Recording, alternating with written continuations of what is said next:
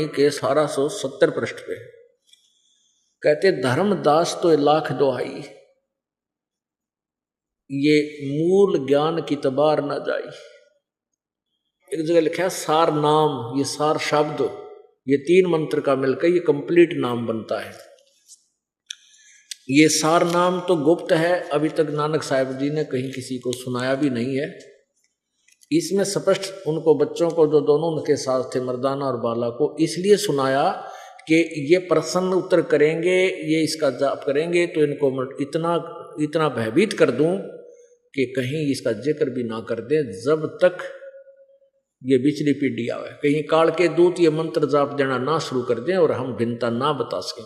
तो कबीर परमेश्वर जी ने अपनी प्यारी आत्मा, अपने सच्चे भक्त, दृढ़ भक्त धर्मदास जी से कहा था कि धर्मदास मैंने तेरे को 3 नाम दे दिए और ये सार नाम की तरह जिक्र मत करना तू। ऐसे गुरु नानक जी को कबीर परमेश्वर मिले थे, बेई नदी से उनको सचखंड लेकर गए थे और सतलोक में जब वो परमात्मा साक्षात उन्होंने देखा और परमेश्वर ने कहा कि मैं बनारस में जुलाहे का काम कर रहा हूं और वहां तुझे सतनाम दूंगा जब तेरा मोक्ष होगा। तो वहां से जब वापस आए नानक साहिब जी तो उसी दिन अपना नौकरी त्याग करके और पहली उदासी बनारस की तरफ कर चल पड़े।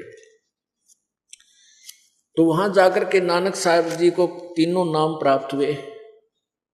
तब उन्होंने कहा था वाहे गुरु सतनाम श्री वाहे गुरु, सतनाम श्री वाहे गुरु, कि वो सतनाम मिले और ये वाह गुरु यानी हे सच्चे गुरु, यानी अपने शुक्रिया कर रहे हैं, वाह कर रहे हैं उस सच्चे गुरु की, यानी कबीर परमेश्वर की, नानक साहिब जी, और कहें सतनाम से मोक्ष होगा।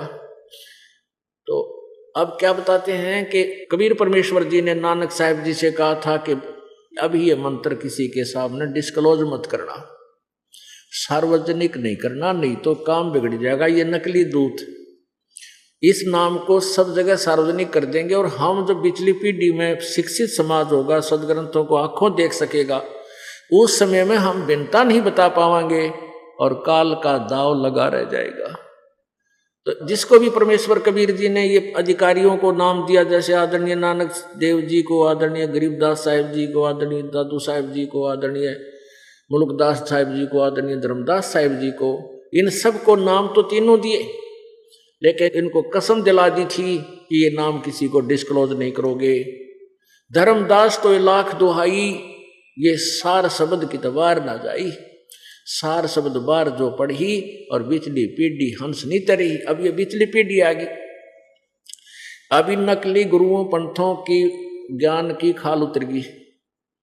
इनको अब दिखा देंगे सबके सामने ये किसी गुरु जी थे। तो आप जी खुद देख लोगे आंखों तो समझ रहे हो, देख रहे हो, समझ रहे हो। अगर ये ज्ञान 100 वर्ष पहले शुरू हो जाता, कोई नहीं सुनता हमारी, क्योंकि शिक्षित नहीं थे। तो परमात्मा ने अब ये 1947 में पवित्र भारतवर्ष आजाद हुआ, उसके बाद शिक्षा की बाढ़ आ गई। 1951 में दास का जन्म हुआ, दास को भेज दिया अपने कुत्ते को भेजा आप धनियों को जगाने के लिए, और अब भी जो सूता रह जाएगा उसका धन लुट जाएगा। अब जागरण का समय आ गया। तो इस प्रकार हम परमात्मा पाएंगे। ये 2 मंत्र का शब्द क्लियर कर रखा। सतनाम ये है जो गुरु नानक साहिब जी ने सुना, जाप करके सुनाया और मर्दाना ने नकल करी, तो नानक जी ने झटका दे दिया कि खबरदार जब तूने ये जाप किया। अभी एक रोहतक के अंदर ये दास एक अपने भगत की दुकान पर बैठा था, जिल्द बनवानी थी कुछ पुस्तकों की, वो जिल्द का काम करता था। उसी समय एक बुजुर्ग सा आ गया व्यक्ति, वहां बैठ गया उसके पास आकर स्टूल पर। वो कहने लगा कि ये गुरुद्वारे में काम कर सेवा करता है, गुरु ग्रंथ साहब का बड़ा गूढ़ रहस्यों को जानने वाला है। उसका नाम था खरेती लाल अरोड़ा। मैंने उससे कहा कि भगत जी आप क्या नाम जाप करते हो, क्या नाम दिया आपके गुरुजी ने? कहते वाहे गुरु वाहे गुरु वाहे गुरु वाहे गुरु। मुंडका करड़ा हो गया। मैं कहने लगा ये जो गुरुजियों ने, जो गुरु ग्रंथ साहिब में और गुरुजी जो जाप करते थे नानक साहब जी, वो तो कोई और मंत्र है, ये नहीं है, इससे मोक्ष नहीं होगा। तो कहता तो आप क्या बताओगे मुझे, मैंने 40 वर्ष तक गुरुद्वारे की सेवा की है और गुरु ग्रंथ साहब का मैं पाठी भी रहा हूं, और वो नाम तो हमारे गुरुओं ने जपना है, हमने नहीं जपना, हमने तो वाहे गुरु जपना है। मैंने कहा भले आदमी, गुरु जी के पेट में दर्द है और उसने कोई जड़ी खाई, वो राहत होगी?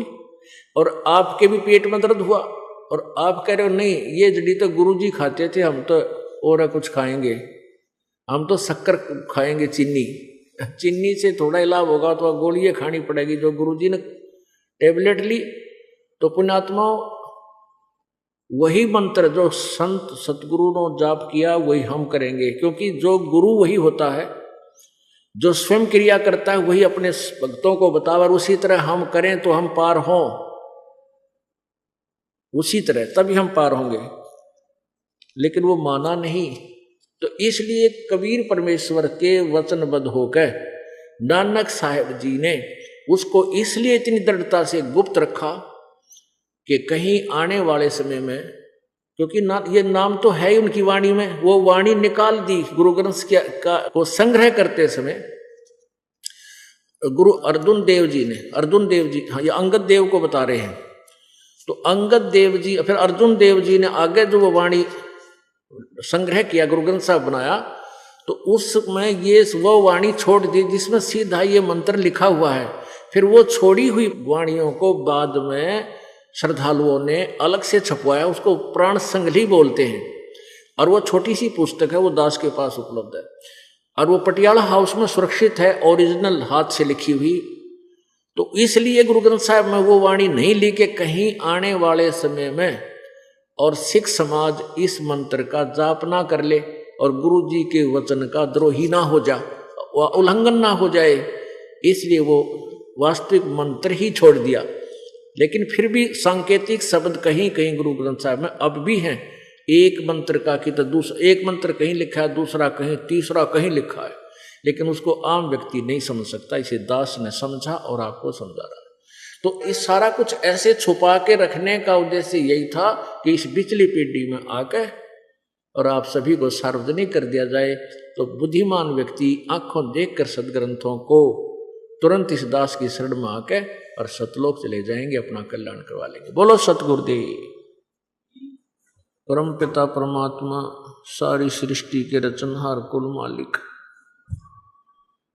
कबीर देव कबीर साहब परमेश्वर कबीर जी की कृपा से ऐसे शुभ समागम किसी पुण्य अक्षेत्र में हुआ करते हैं। साधु नदी और मेघ जल कहीं कहीं होत है मौज। परमात्मा अपनी महिमा आप ही बताने के लिए आते हैं और स्वयं ही हमें यथार्थ ज्ञान कराते हैं। वो परमेश्वर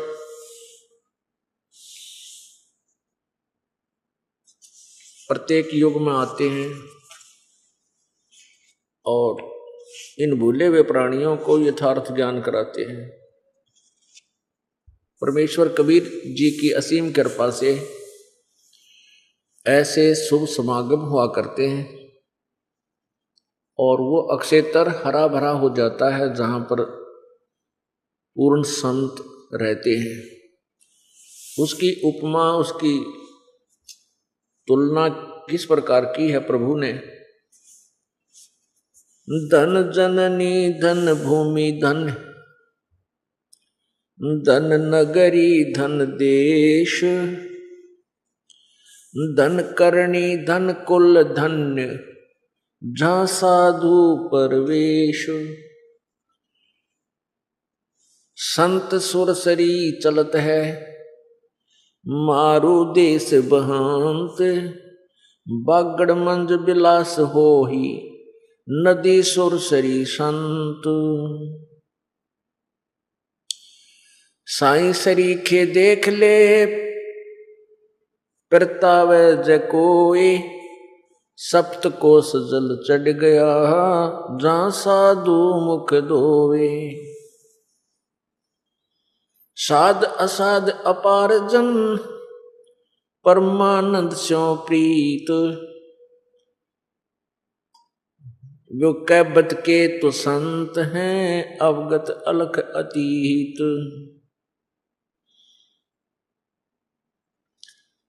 महिमा की जय संत की, तन मन धन सब दे। शर मांगे टाला नहीं, मोर ध्वज लख ले।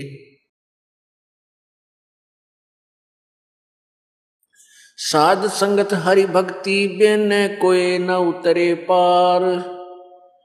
निर्मल आज अनाद है, गंदा सब संसार। साध साध सब कोई कहावे, साध सुमत से जान। और कुमत कमावे सो जीव है, जैसे जल पाषाण। गिरवर जोड़ बडेरे हैं ये माया के धनवंत। रावण की जो लुटेंगे जा, पहुंचे नहीं संत। अब क्या बताया है कि धन्य जननी और धन्य भूमि, धन्य नगरी, धन देश, धन्य करणी, धन कुल धन्य, जहां साधु प्रवेश। क्या बताते हैं आदरणीय गरीबदास साहिब जी, परमेश्वर कबीर जी द्वारा तत्व ज्ञान से परिचित होने के उपरांत बता रहे हैं कि धन जननी, धन भूमि धन्य, और धन नगरी, धन देश, और धन करनी, धन कुल धन्य, जहां संत प्रवेश। कि जिस क्षेत्र में संत रहते हैं, संत प्रवेश करता है, वो धन्य है वो क्षेत्र। धन्य है उन पुण्य प्राणियों के कुल को। कुल माने परमात्मा का कुल वही है जो भक्ति करते हैं। राम ने कुल कुल भेंट ले, सब कुल रहा समाये। यानी अच्छे पुण्यात्मा प्राणी ही उस क्षेत्र में होते हैं जहां परमात्मा स्वयं आते हैं या अपने किसी दास को भेजते हैं।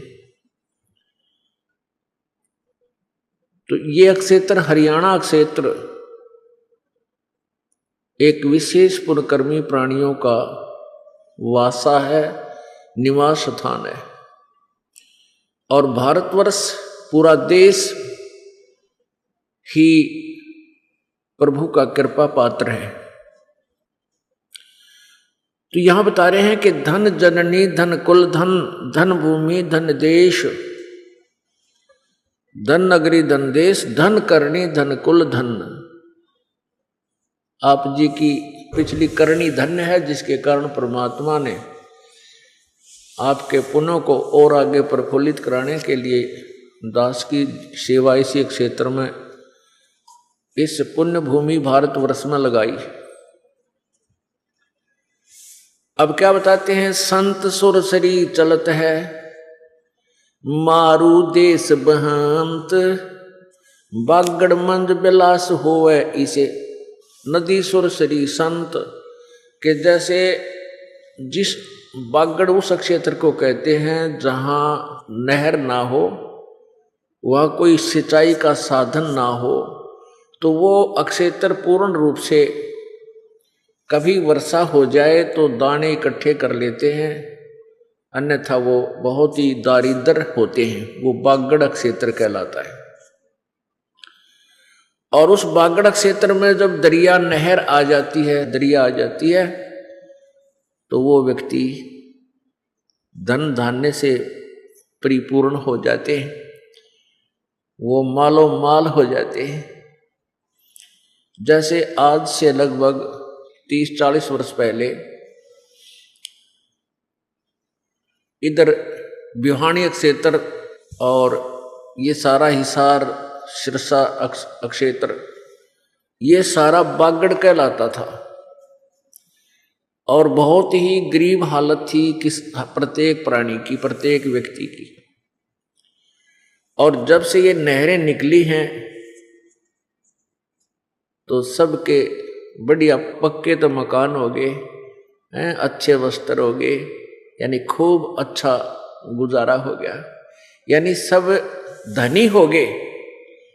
और जिस अभाव से, धन के अभाव से, अन्न के अभाव से, जल के अभाव से दुखी थे, वो दुख दूर हो गया।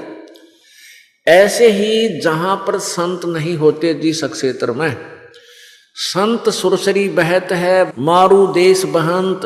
मारू देश वो होता है जहां पर पानी सिंचाई का साधन ना हो। तो संत रूपी सुरसरी माने गंगा, संत सुरसरी बहत है दरिया, और मारू देश बहंत और बागड़ मंज विलास हुआ, इसे नदी सुरसरी संत। उसी का क्षेत्र, उसी का तुलना करते हुए बताया है कि जिस प्रकार जहां परमात्मा की भक्ति शास्त्र अनुकूल नहीं है और संत का आशीर्वाद उन पर नहीं है, परम संत का, तो वो व्यक्ति, वो अक्षेत्र ऐसा है जैसे नहर रहित, सिंचाई के साधन रहित अक्षेत्र होता है। और जहां पर संत रूपी सुरसरी यानी वो गंगा बहने लग जाती है तो वो इतने सुखी हो जाते हैं जैसे दरिया आने के बाद, नहर आने के बाद वो अक्षेत्र के किसान और प्रत्येक व्यक्ति यानी मालो माल हो जाता है। अब संत सुरसरी चलत है मारू देश बहंत, हमारे सबके हृदय मारू हो रहे थे, भक्ति करना चाहते थे, दान भी चाहते थे करें, और जैसी जैसी आत्मा की तरफ थी हम कर भी रहे थे, लेकिन कोई लाभ नहीं था। और जब से परमात्मा की भक्त शास्त्र अनुकूल साधना मिली है, आज देख लो उनके किसे ठाठ कर रखे परमात्मा ने। इस दास को लगभग 15 वर्ष हो गए, 16 वर्ष हो गए नाम देते ने, और उस समय के जो भक्त श्रद्धा से लगे हुए हैं, जिनके पास साइकिल भी नहीं था, आज कार गाड़ियां हैं उनके पास। ये तो यहाँ का धन, ये तो यहाँ का धन है। और वास्तविक धन जो हमें सतलोक में चाहिए, उसका तो यहाँ किसी प्रकार भी पैमाना तुलना की नहीं जा सकती, कोई पैमाना नहीं जो उस कमाई को हम नाप कर आपको बता दें। उसके विषय में बताया है परमात्मा ने कि सतनाम पालड़े रंग होरी हो, और 14 लोक चढ़ावे राम रंग होरी हो, 3 लोक पासंग धर रंग होरी हो, तो ना तुला तुलाया राम रंग होरी हो। एक श्वास का सेवन सतनाम का जो श्वास, उस श्वास से आप जाप करते हो, 2 अक्षर का जो मंत्र है, उसके एक श्वास, उस श्वास की कितनी कीमत है, कितनी वैल्यू है, उसकी तुलना बताते हैं कि एक तराजू के इस ताखड़ी के बैलेंस के एक पलड़े में तो एक श्वास के सिमरन की वैल्यू रख दे, और दूसरे पलड़े में 3 लोक पास्यंग रख दे। पास्यंग, पास्यंग क्यों होया करती, जैसे पहले पुराने समय में तराजू होती थी ना, ताखड़ी, इस तखड़ी का एक डंडा सा बांध कर नीचे 2 पलड़े और 4 रस्सियों से एक पलड़ा डंडी का बांध कर उसके सेंटर में एक और पकड़ने का बांध दिया करते, धागा सा मोटा उसका पकड़ कर फिर उसको तोलते थे।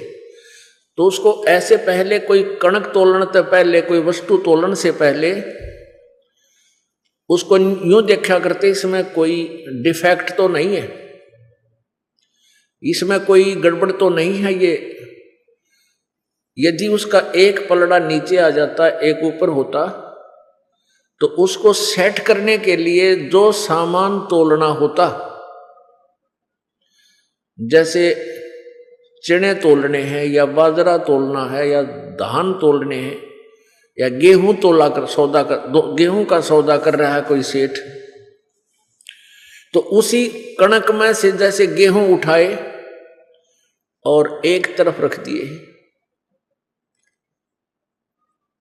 और फिर वो बैलेंस थोड़े से जितनी भी आवश्यकता हुई तो वो बैलेंस ठीक हो गया, उस तखड़ी का बैलेंस का जो है वो एरर निकल गया, डिफेक्ट निकल गया।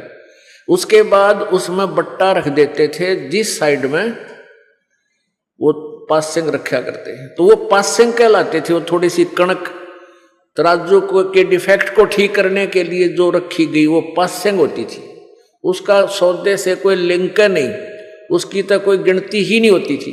फिर उस तराजू से सैकड़ों मन गेहूं का सौदा करते थे बैलेंस करके, वो पासिंग इतनी ही अलग से रहती थी।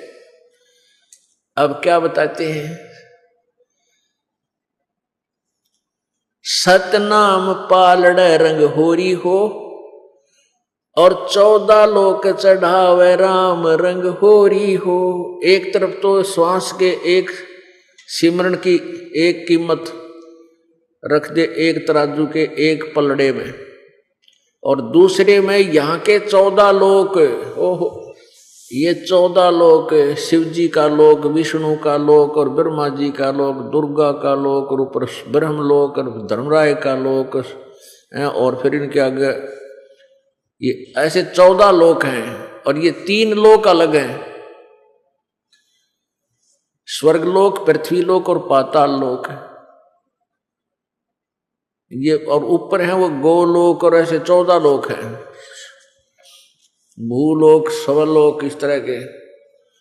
तो कहते हैं एक श्वास, उस श्वास के पलड़े में कितनी कीमत है, कितनी वैल्यू है, एक पलड़े में उसकी कीमत रख दी, दूसरे में 14 भवन चढ़ावे राम रंगोरी हो। और 3 लोक या पूरी पृथ्वी, प्लस में स्वर्ग और प्लस में पाताल लोक, इन ये तो पासिंग समझो इस एक श्वास के सिमरण। पर ये श्वास का नाम जो है ना, परम संत से लेकर इसका जाप हो, ऐसे नकलियों से नाम लेकर के डुप्लीकेट गुरुओं जो अपने आप मनमुखी गुरु बन गए हैं, उनसे ये उपदेश लेकर भी काम नहीं करेगा, व्यर्थ होगा। जैसे कोई डुप्लीकेट पासपोर्ट बनाता है तो वो फिर एन टाइम पर डूबा करे, जब वो पहुंचेगा वहां जहां उसने जाना है तो वो डुप्लीकेट उसको सजा और करवा देगा, और करने बनाने वाले की भी सजा होगी और बनवाने वाले की भी सजा होगी। तो क्या बताते हैं कि 3 लोक पासिंग धरे रंग होरी हो, और तो ना तुले तुलाया राम रंग होरी हो। कहते तो भी ये 14 भवन चढ़ाए पाछे और तोलना चाहे तो भी ये 14 भवन का पलड़ा ऊपर न उठ जाएगा, और एक श्वास की कीमत फिर भी उससे अधिक भारी पड़ेगी। अब ये धन तो आपको मापूं कैसे, क्योंकि रोजाना आप कितने श्वास के सिमरण पर श्रद्धा से भक्ति करे बिन भाव रे सो कोणे काजा। बिना भाव के, बगैर श्रद्धा के, विनम्रता के, यानी सच्ची लगन से कसक के साथ जो सिमरण होता है उसकी वैल्यू अधिक होती है। और पूरे संत से लेकर, क्योंकि इस पृथ्वी पर 21 ब्रह्मांड में इस दास के अतिरिक्त वर्तमान में कोई भी इन तीनों मंत्रों का दान करने का अधिकारी नहीं है, देने का अधिकारी नहीं है। ये सत्कर मान लेना। बुद्धिमान समाज है और कुछ दिन में निर्णय हो जाएगा, और 1-2 वर्ष गणे दिन नहीं लगेंगे, क्योंकि सबको भगवान की चाह है, सब तड़फ रहे हैं मालिक के लिए, और सभी को पता है कि हम परमात्मा की भक्ति इसलिए करते थे कि हमें सुख हो, आने वाली आपदाएं हमारी बच्चें, हमारे ऊपर ये 3 ताप का दुख भी ना आवे, जैसे प्रेत, किसी कोई भी घर खाली नहीं जिसमें प्रेत ना प्रवेश हो, जिसमें पितर परेशान ना कर रहे हो, जिनके ऊपर कोई ना कोई किसी का जंतर मंत्र ना कर रखा हो। ठीक है, किसी को मालूम है, किसी को मालूम नहीं है। तो परमात्मा कबीर जी की शरण में आने से वो तीनों ताप का कष्ट भी दूर हो जाएगा। तुम कौन राम का जपते जापम, तात कटे ना तीनों तापम। तुम किन भगवानों की भक्ति करते हो जिनसे तुम्हारे तीन ताप भी समाप्त नहीं हो रहे, कर्म दंड भी मोक्ष नहीं हो रहा, पाप कर्म दंड भी मोक्ष नहीं हो रहा, तो तुम कौन राम का जपते जापम। ब्रह्म और परब्रह्म, ब्रह्मा विष्णु महेश तक की पूजाओं से कर्म पाप कर्म दंड नाश नहीं होता। वर्क डन किया कर्म ही प्राप्त होता है, जैसा कर्म प्राणी करता है वैसा ही भोगना पड़ता है। केवल एक परम अक्षर ब्रह्म यानी पूर्ण परमात्मा सत्य पुरुष कबीर देव जी की भक्ति से आपके तीन ताप भी नष्ट होंगे और आपके ये पितर पैतर भी सब सिद्ध हो जाएंगे, इनका कल्याण हो जाएगा। जो जिन पितरों के मोक्ष के लिए आप कभी श्राद्ध निकालते हो, कभी आपकी तरफ पिंड भरवा काटते हो और पता नहीं क्या क्या लटोटर करते हो, उनसे उनकी मुक्ति हो ही नहीं सकती। उनका मोक्ष होगा पूर्ण संत से उपदेश लेकर और साधना करने से। आपके 7 पीढ़ी तक के पूर्व के पितर जो भूत बने हुए हैं वो सभी मोक्ष को प्राप्त हो जाएंगे। ये ऐसी भक्ति साधना है। अब जैसे आप पिंड भरवा देते हो, पिंड दान कर देते हो, उससे क्या होता है कि उसकी भूत जूनी छूट जाती है, गधे की योनि में चला जाता है। अब क्या कल्याण करवा दिया आपने। कहते भूत जूनी जा छूटे है, पिंड प्रदान करंत, दास गरीब कबीर कहे भाई नहीं मिले भगवंत। ऐसे मालिक प्राप्ति ना हुए और परमात्मा की सच्ची भक्ति करने वाले उनके नाम से पाठ आदि करा देते भक्त, और जिस कारण से उनको भी उनके पितरों का भी भूतों का छुटकारा हो जाता है और फिर उनको मानव शरीर मिल जाता है। जो सच्ची भक्ति करते हैं पितरों का भी कल्याण हो जाएगा आपका, और आपका तो होगा ही होगा। तो इस प्रकार परम संत की शरण में आने से ऐसे लाभ होते हैं। संत सुरसरी चलत है मारू देश बहंत, मारू में यानी कत्ती जहाँ जल के अभाव से सब जमीन सिंचाई के बिना पड़ी रहती है और फिर दरिया वहां पहुंच जाती, गंगा जैसी दरिया। सुरसरी माने गंगा दरिया, पानी भी पीने का बढ़िया और फिर नहान धोन का सिंचाई का। तो फिर कहते हैं उस अक्षेत्र में उस बागड़ के अंदर इतना आनंद हो जाता है। ऐसे ये संत हैं जो इन मारू बने हुए हृदयों में और सत भक्ति रूपी ये दरिया बहा देते हैं। फिर वो कितने सुखी होते हैं, उनमें कितनी उमंग होती है, तो वही महसूस कर सकते हैं जो संत के संपर्क में आते हैं।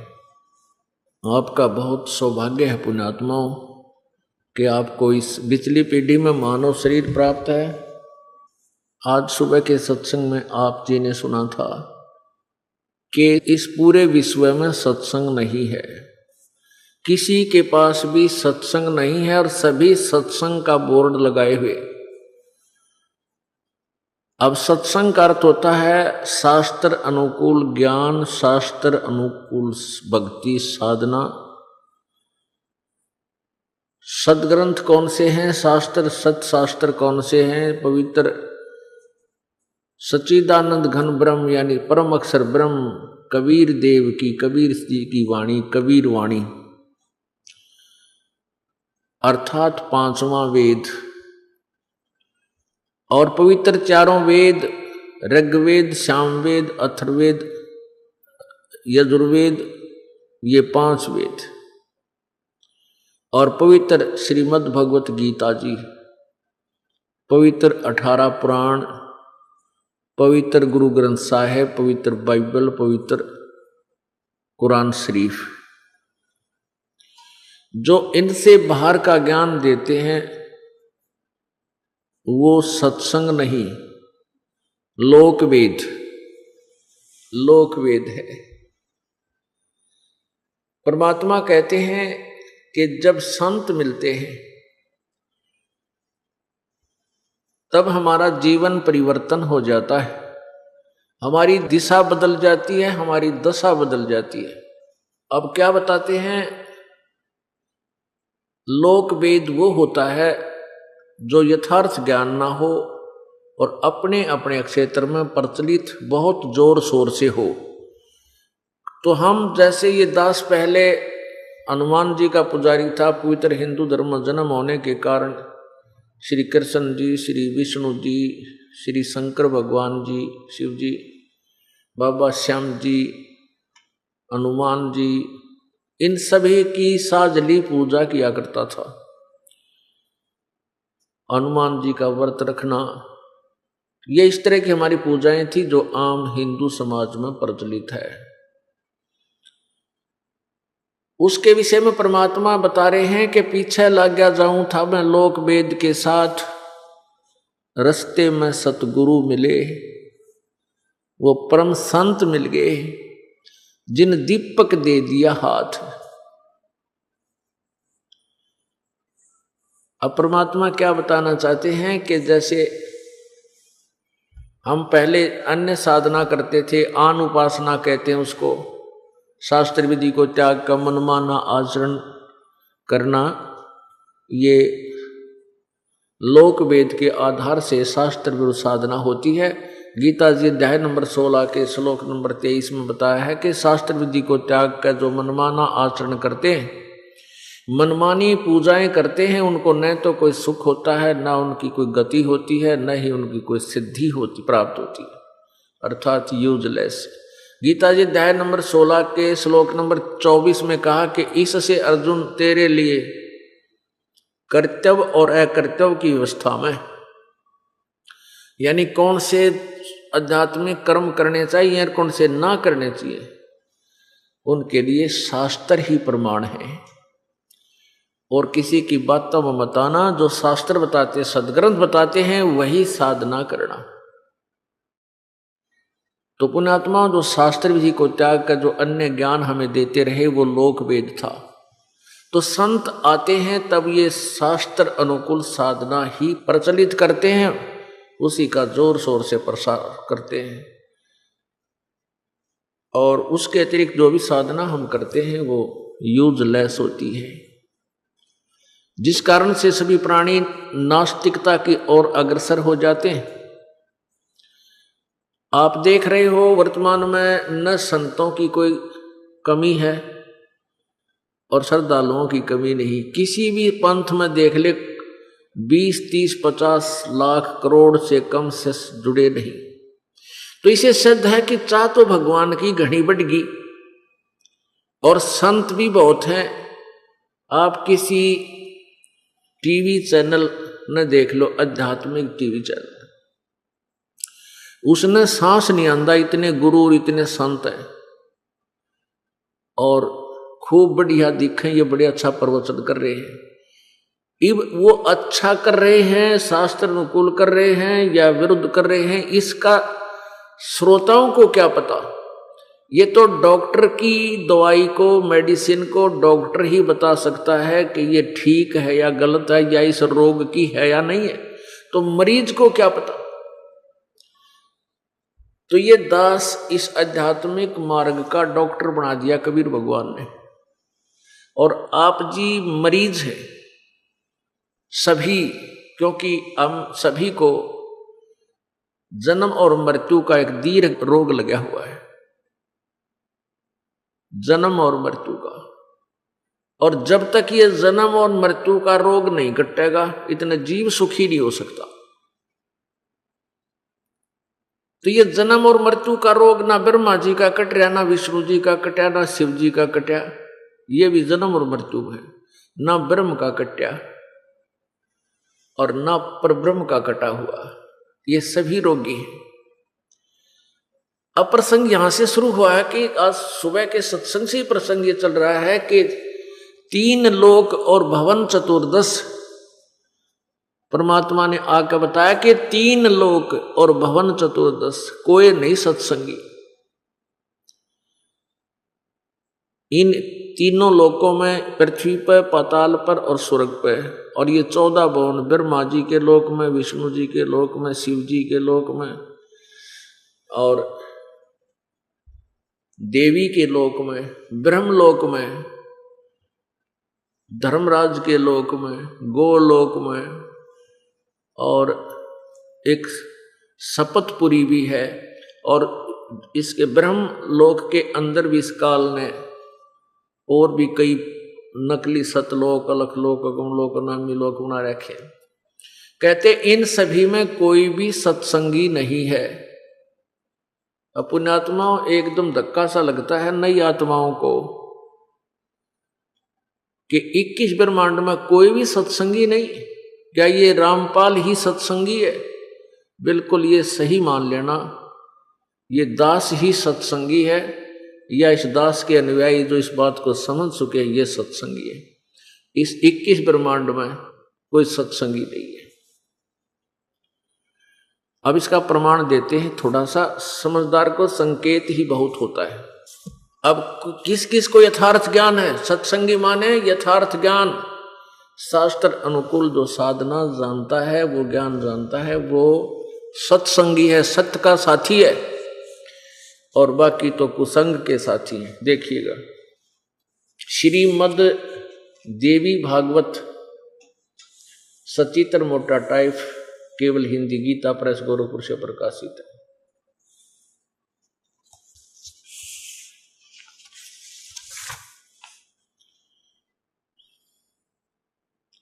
श्रीमद देवी भागवत सचित्र मोटा टाइप, केवल हिंदी, संपादक हनुमान प्रसाद पोदार, चमनलाल गोस्वामी। और इस प्रकाशक में मुद्रक हैं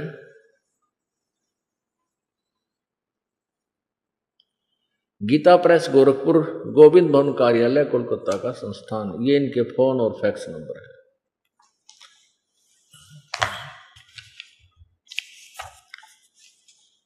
इसके प्रश्न नंबर 28 पे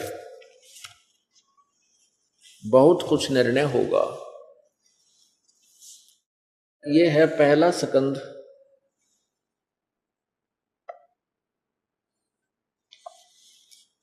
संक्षिप्त देवी भागवत, प्रश्न नंबर 28 पे।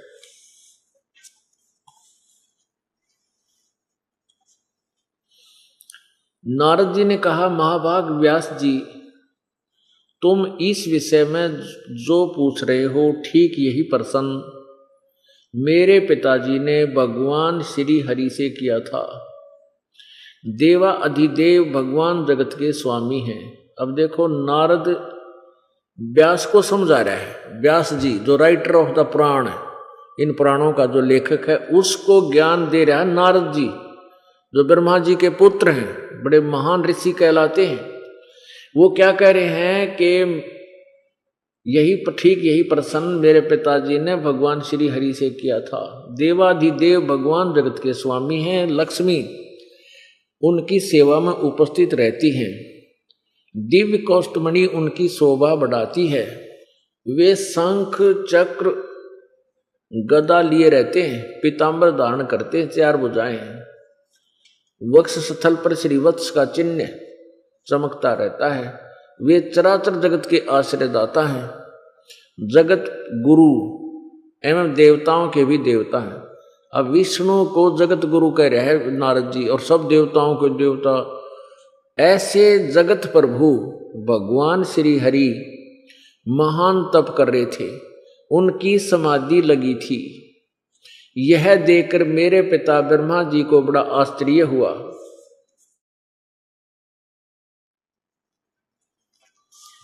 अतः उन्होंने उनसे जानने की इच्छा प्रकट की।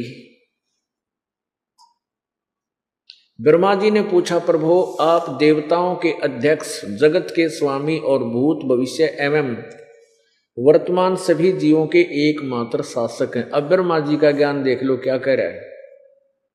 भगवान फिर आप क्यों तपस्या कर रहे हैं? विष्णु जी को सर्वेश्वर बता रहा है, सब देवताओं के अध्यक्ष हो तुम, और किस देवता की आराधना में ध्यान मगन है। मुझे असीम आश्चर्य तो यह हो रहा है कि आप देवेश्वर यानी सब भगवानों के भगवान एवं सारे संसार के शासक होते हुए भी समाधि लगाए बैठे हैं। ब्रह्मा जी के विनीत वचन सुनकर, ब्रह्मा जी के विनीत वचन सुनकर भगवान श्री हरि यानी विष्णु जी ने ये वचन कहे।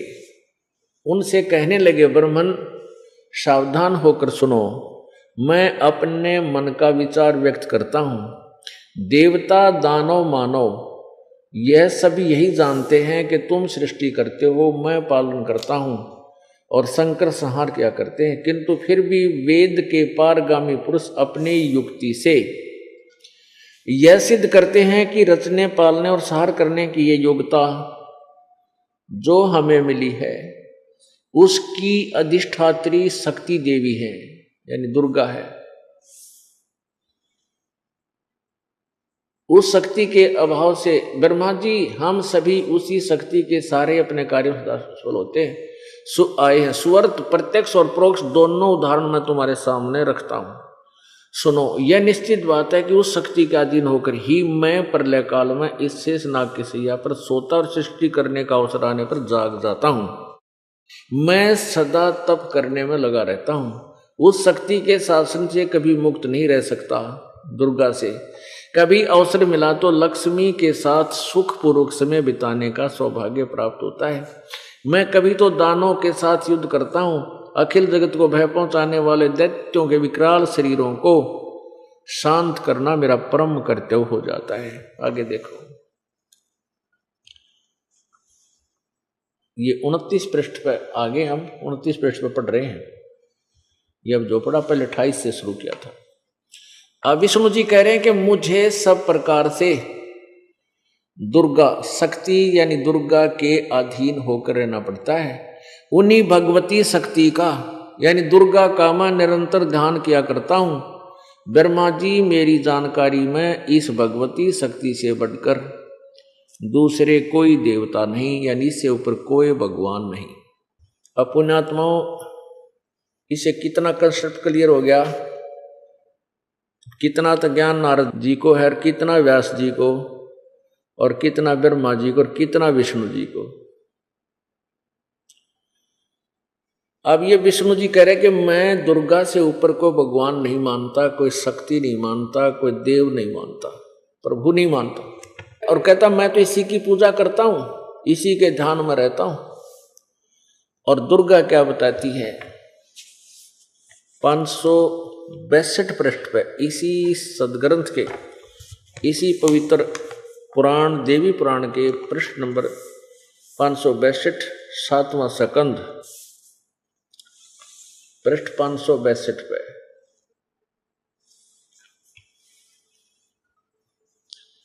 देवी के द्वारा हिमालय को ज्ञानोपदेश ब्रह्म स्वरूप का वर्णन। अब यहां श्री देवी जी कहने लगी, पर्वतराज इस प्रकार योग युक्त होकर, ये पहले तो अपना बता रही, फिर क्या कहती है कि उस ब्रह्म का क्या स्वरूप है यह बतलाया जाता है, जो प्रकाश रूप सबके अत्यंत समीप में स्थित हृदय रूप गुहा में स्थित होने के कारण गुहाचर नाम से प्रसिद्ध और महान पद अर्थात परम प्राप्य है। अब दुर्गा जी महिमा तो गा रही है उस परम अक्षर ब्रह्म की और साधना बता रही है ब्रह्म की। अब क्या चक्कर है कि जैसे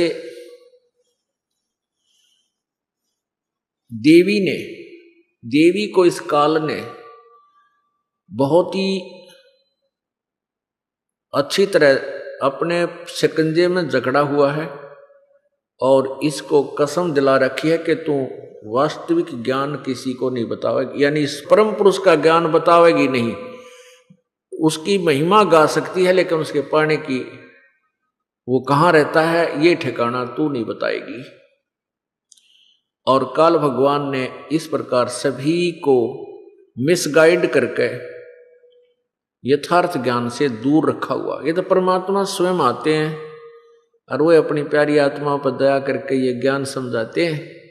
फिर ये जो पुण्य आत्मा होती हैं वो समझ जाती हैं, संभल जाती हैं और सिर पे पांव रख के दौड़ लगाती हैं। आपको जब सही और हृदय में ये दस जाएगा ना तत्व ज्ञान, अभी तो आप बालक हो, अभी आप इतना ज्ञान सुनने के बाद भी इतना प्रेशर है काल का कि हृदय हटा नहीं, अभी आपका हटेगा। तरीका यही है, प्रोसीजर यही है, ज्ञान सुनो, भक्ति करते रहो। इस ज्ञान की और भक्ति का एक ऐसा तालमेल आखिर में जुड़ेगा, आपकी जड़ निकल जाएगी यहाँ से नफरत। जैसे किसी को कोई चीज अच्छी नहीं लगती या जिसे एलर्जी हो जाती है, उसके उल्टी गिर जाती है, जिसको कोई कह दे इसने खा ले। तो ऐसे यहाँ की हर वस्तु से आपका इतना हृदय हट जाएगा, तो तब आप यहाँ से चलन की योग्य हो जाओगे। अभी तो हम यहाँ माया मांगे हैं, सुख हो जा बेटे बेट, पुत्र हो जा, नौकरी लाग जा। अरे ये तो अवश्य लगेगा, अवश्य देगा मालिक आपको।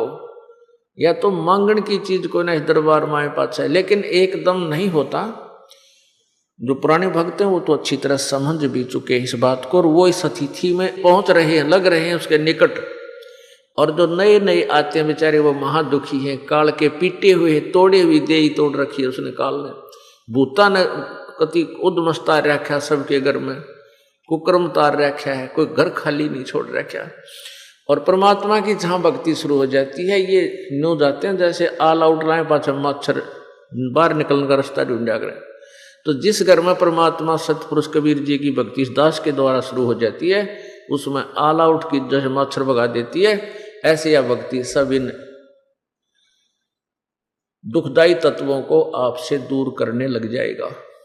जितना भी देखो समय लगता है, ऑल आउट भी 1-2 घंटे लानी पड़े जब पूरा काम करती है, तो ऐसे ही मालिक की इस भक्ति में समय अवश्य लगेगा,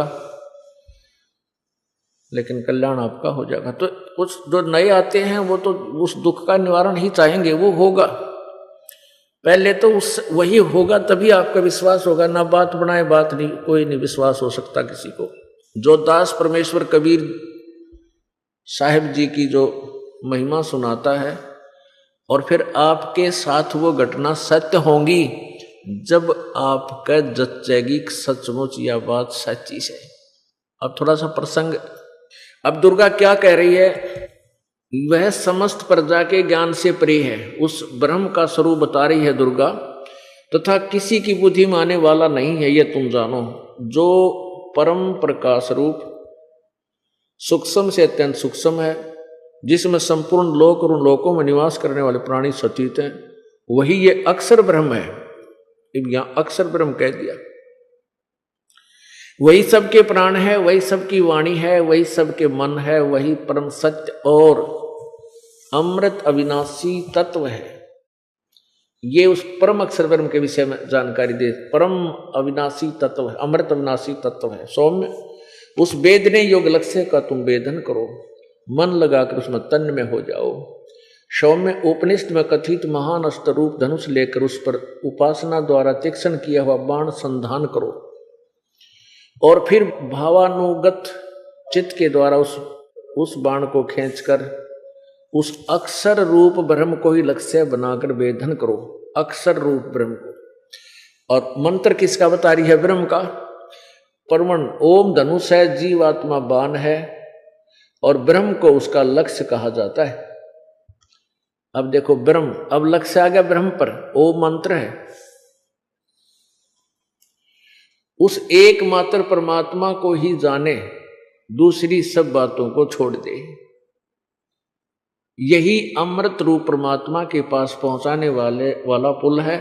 संसार समुद्र से पार होकर अमृत स्वरूप परमात्मा को प्राप्त करने का ये सुलभ साधन है, सुलभ साधन है।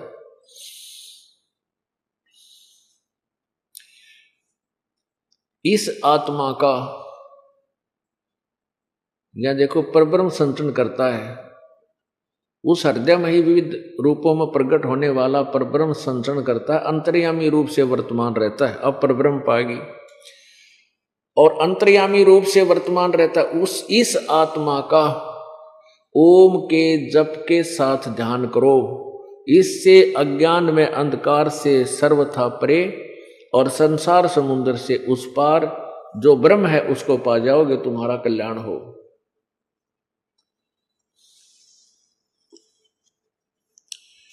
वह सबका आत्मा ब्रह्म, अब क्या कह रही है, वह सबका आत्मा ब्रह्म ब्रह्मलोक रूप दिव्य आकाश में स्थित है। वह सबका आत्मा ब्रह्म और ब्रह्मलोक रूप दिव्य आकाश में स्थित है। अपने आत्माओं 3 लोक और भवन चतुर्दश कोई नहीं सत्संगी। अब ये प्रसंग चल रहा है। आपने ऋषि शिरोमणि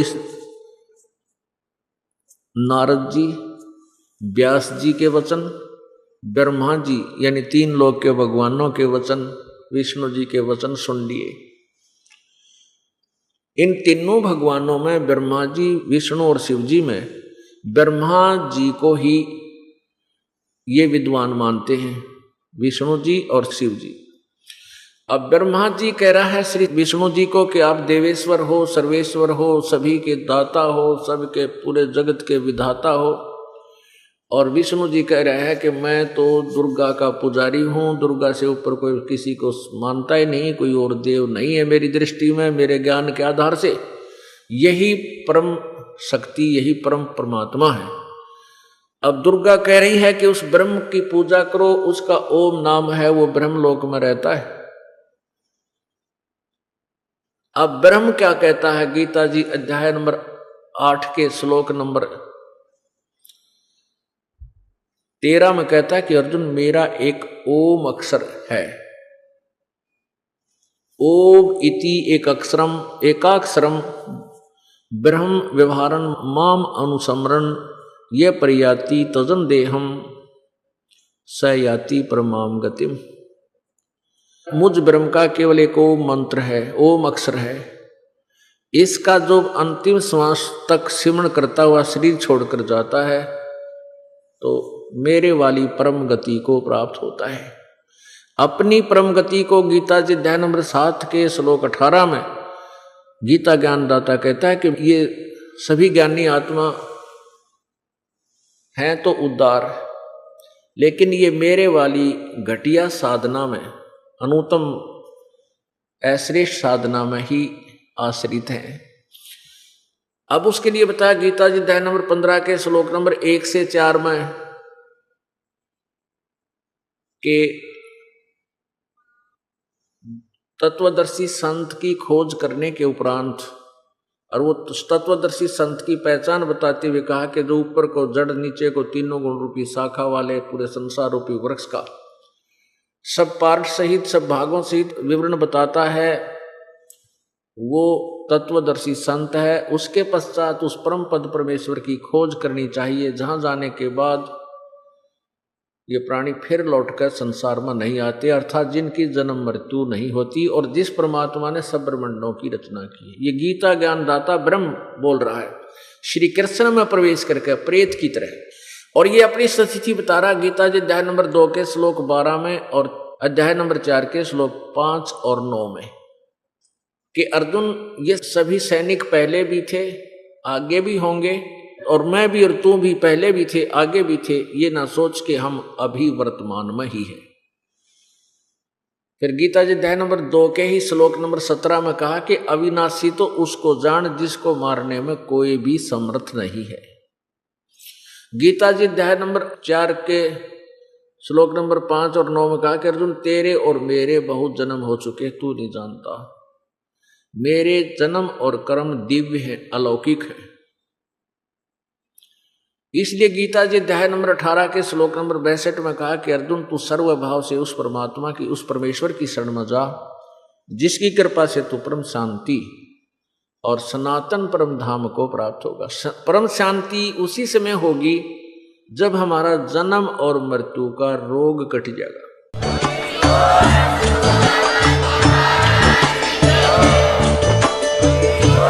महाराज।